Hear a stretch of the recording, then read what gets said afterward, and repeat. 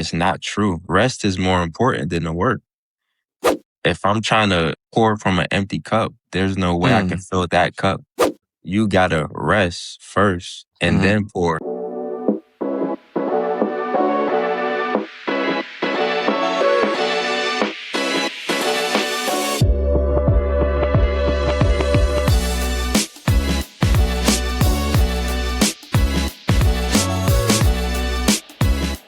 Welcome back to Leadership Savvy Podcast. We are continuing with the conversation with Mr. Ja'Quan Lavender. It's been a fantastic conversation. Ja'Quan, we talked about your origin story. We talked about your philosophy. So let's get into the method, right? Mentorship is at the center of everything that you do. But I think mentorship is one of the most understood words in leadership. You know, what does mentorship look like for you and what does it cost you? I would say mentorship is just simply being a servant. You know, Jesus said, whoever wants to be great among you, let him be a servant first. So I think when you serve, you're a true leader. It's going to cost you a lot. You know, you're not thinking about yourself. You're thinking about other people's.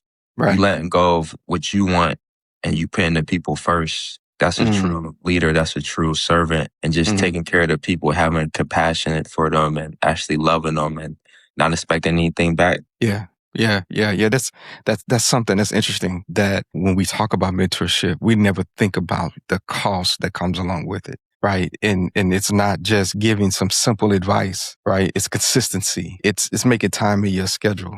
It's, I'm one of these people that when I get focused on something, I don't like to be interrupted, right? Because my mind is in such a high gear and a high mode of execution. And when I get interrupted, then I got to start over and I got to get myself back up to that place, right? And I remember once, the Holy Spirit told me, well, Jesus was interrupted all the time. And when you read through the Bible, you hear it. He had just finished healing all these people and he was tired and somebody came and got him, right? And it also taught me the value of this kind of a side topic of being able to give yourself recovery, because it would talk about how he would go up in the mountain by himself. Right. He would go out in the wilderness by himself. Right. So he can give himself time to recover. But, I think it's understated, and it's important to really draw out the fact that mentorship actually costs the mentor something. Right. It's not just something that is, I'll just give it to you in my spare time. Right. That kind of thing. You really got to be intentional about those things. But, what does that bring to mind for you, Terry? Man, look, anytime that you are going to deposit, you got to be in a position to recover. So, Ja'Quan, I would love to hear what that means to you, especially as a elite athlete. I don't know if there's anything, more physically draining than the 400. And so I really wanted to dig into that a little bit, right? Because as you prepare for that race, because my son would tell me, all right, Dad, we ran 10 300s today. We ran, all the different iterations you guys have to do. But what do you have to do to recover, to be ready for whatever, next day's practice or next week's race? And how have you taken that into what you do today? Because you are giving to, our most precious commodity, in my opinion, is the youth. Mm-hmm. So when I was a 400 runner, when we had to recover, as I began to get into the professional, it's the little things: extra stretching, taking a day off and going swimming, low exercise. So you do some biking, just going for a walk. Just the little things. You focus on your core. You can spend a whole day just swimming and then going to the gym and you just do core workout. You don't touch the weights. Eat more food, drink a lot of water. Do your favorite things. It's almost like a time just to reflect and enjoy life, because track is so taxing. All you think about, I gotta run fast. I gotta go do this workout. I'm not gonna get faster. And it's not true. Rest is more important than the work. If I'm trying to pour from an empty cup, there's no way I can fill that cup. So It's like, you gotta rest first and then pour. Hold on. Rest is more important than the work. He just blew my whole. I got to start over, Ralph. I got to start over, bro. You mean rest? I feel like Iverson. You talking about rest? But if you think about it, though, remember when the disciples came back, when he sent them out and they was excited, we cast out demons in your name. And what's the first thing they did? He said, come and rest. Come and rest. After all that ministry where he said, come and rest. And then while they was resting, that's when the multitude came and they had to go back to work. But there was a time that they had to rest because in order for them to go out and do the work, they had to be replenished mentally, physically, but also spiritually to go do that. So tie that into how you mentor young people. You're constantly giving of yourself, to try to pour into them so that they can be a prudent leader. But what does that cost you as the mentor? And what do you have to do to build yourself back up so that, to your point, your cup is empty now because you've given it all out. How are you replenishing that? It costs a lot. You got kids after sessions pulling on me. Mr. Lavender, this is going on at home. And Mr. Lavender, I want to learn about the Bible. So I got to be able to stop what I'm doing, spend an extra 5 to 10 minutes with that young man. Okay, tell me what's going on at home. I'm hearing it. And then I'm feeling like, wow, this is a lot. So mentally, I'm like, it's just coming into my spirit. So I'm like, okay, here's what to do. So I give him that advice. Then I got to turn my face this way. Mr. Lavender, I want to learn about Jesus. And then there's 6 of them asking me this. So I got to sit down for 20 minutes to talk about the Bible. So then when I'm trying to lead a school, here comes another young man, Mr. Lavender. And then they got me on Instagram. They got my phone number. So I'm getting phone calls. I'm getting text messages. So in order for me to be able to fill my cup, I may not respond back as quick as they want to intentionally because I need to be in prayer. I need to make sure that I'm reading the word. I need to make sure that my mind is resetted to be able to give to them. Because if I'm responding out of tiredness, I'm going to be not on my best. And if when I'm tired, as we all get, we may get a little, I want to say quick temper, but you're not going to be as responsive as you want to be. But as patient. Patient. There we go. Thank you. So I may not be as patient. And then if they see me, you talking about the prudent man that's patient. Now I'm not showing patience, So that's why I got to take a step back. But you know what? It's important though, right? As leaders, we have to be able to know our state. That's EQ, right? We have to be able to know our mental and our emotional state so that we can put ourselves in a position where we can get what we need so we can continue to be the best for the people that we serve. Jesus was the greatest example of a man we would ever have. And if he had to go get rest, if he had to pull away from everybody, right, to refill himself, as a leader, in order to be able to be the best for your people, you have to be able to measure that for yourself and apply it, right? I mean, let's be honest. How many times have we knew that our internal barometer was going up, and instead of doing the right thing and pulling ourselves away, we stayed in that moment and then we snapped on somebody, right? Or we were quick-tempered with somebody, right?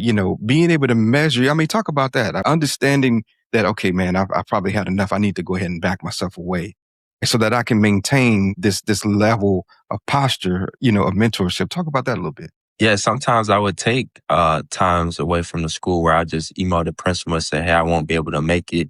Now, I don't need to explain myself, but I'll just say, let's just reschedule for our next time. I know why I need to take time because, again, traveling and mentor kids, it becomes a lot. But it's not only the kids. Grown men reach out to me. I 50-year-old man, I don't know my purpose. You know how hard that is to hear that hearing that as a 30-year-old and a 50-year-old, it's scary to me because I would say my biggest fear, I know this is off topic, my biggest fear is not being the man God called me to be.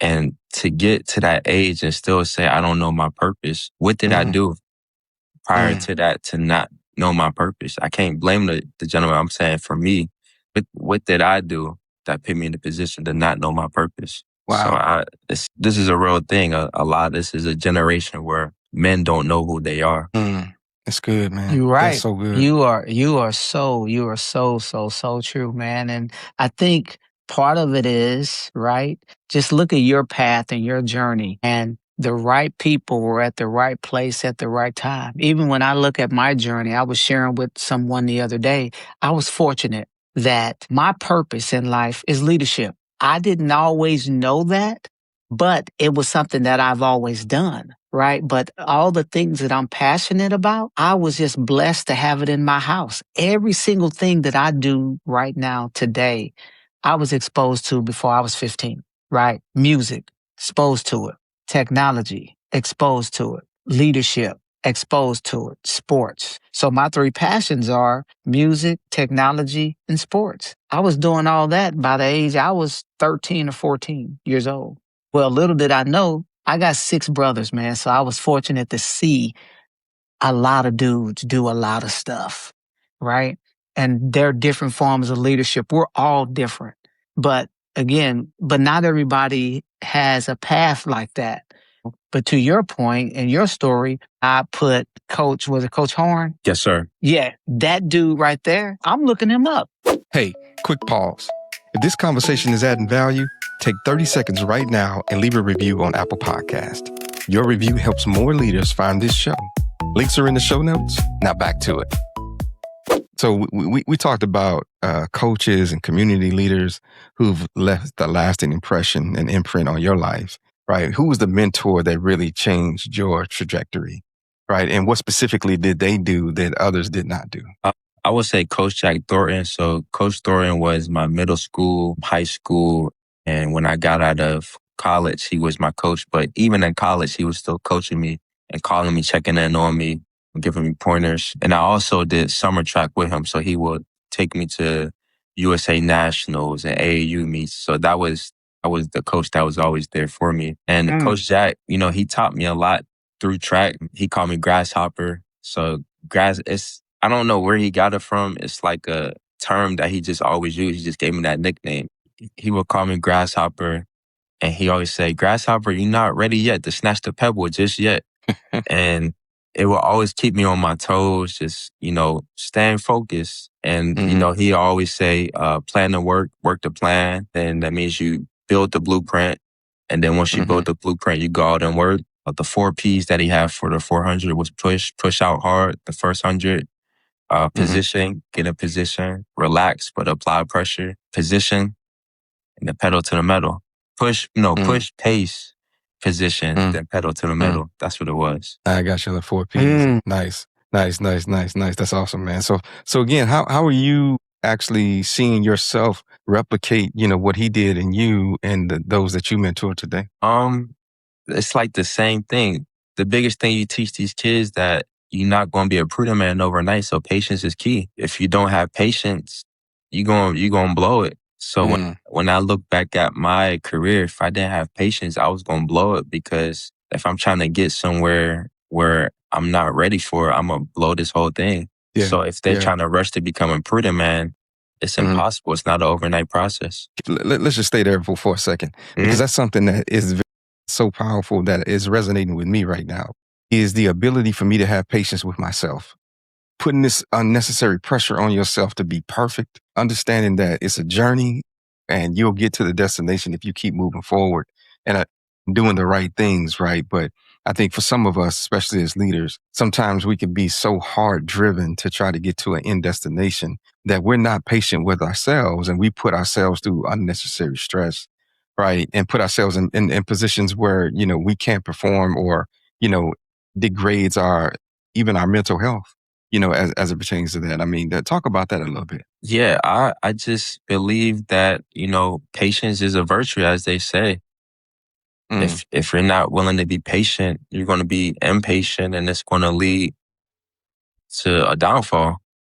Yeah. When you think about the story of Abraham in Genesis, when he had to wait to become the father of the nations. And, that took 100 years.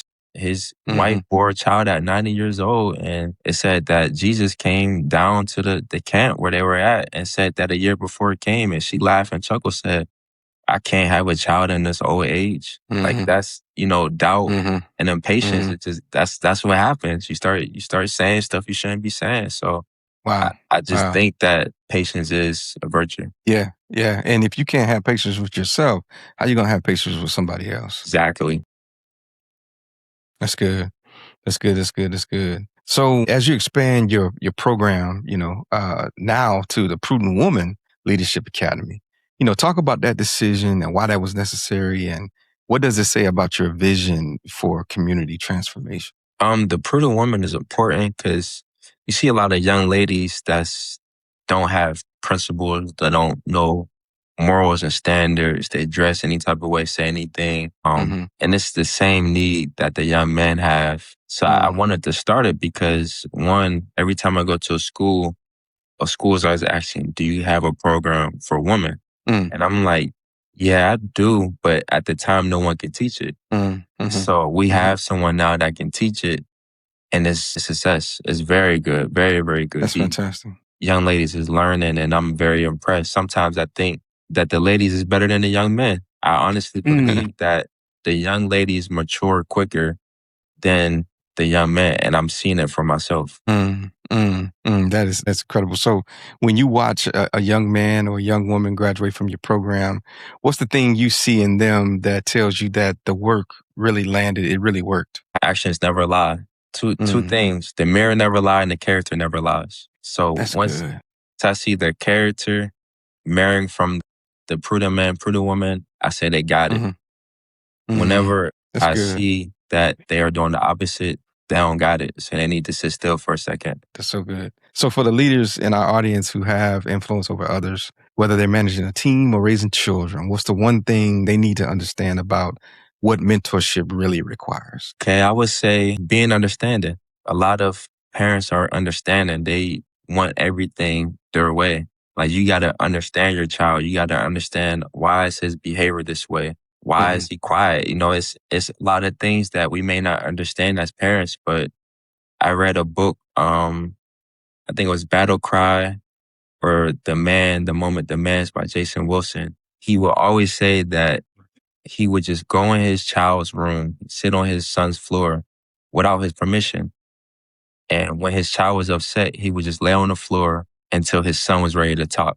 And then his son will open up, because he put himself in a position where he can talk to him, but he put himself in a vulnerable position where my dad wants to talk to me and understand me. Wow. A lot of fathers and mothers is there physically, but emotionally they're not there for their kids. So when that's missing, how can that connection work? It's not going to work unless I'm being understanding as a parent. Yeah.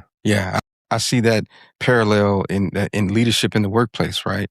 Until you are willing to get on the level and be vulnerable with those that you lead, you may not be able to reach them, right? They may not be willing to open up to you so that you can actually influence them to move to the next level. So I think that's fantastic. That's fantastic, man. That's a great end to this episode. So thank you.